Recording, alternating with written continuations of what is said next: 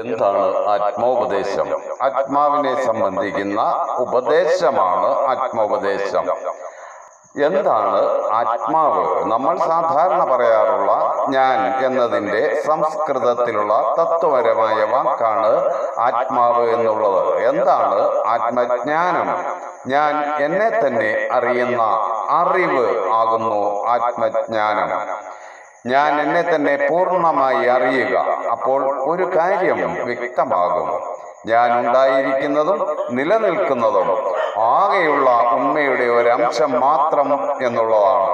അങ്ങനെ ഞാൻ എന്നെ സൂക്ഷ്മമായി മനസ്സിലാക്കുമ്പോൾ ഞാൻ എന്ന ഉണ്മയും ആകെയുള്ള ഉണ്മയും രണ്ടല്ല എന്ന് വെളിവായി കിട്ടും.